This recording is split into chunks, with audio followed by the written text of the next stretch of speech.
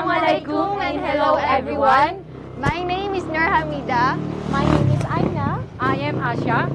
And we are from Marawi City, facilitators for the Barangay Children Association or BCA. First, what is BCA?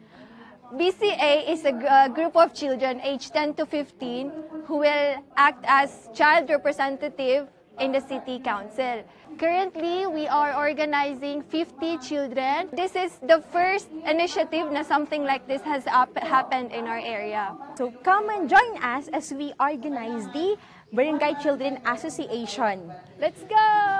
Yay! So as a facilitator, tumutulong kami na mag-organize sa mga activities na ginagawa sa BCA. Nakaka-receive kami ng leadership training, tsaka mga resources, at saka mga supportive community na tumutulong sa amin.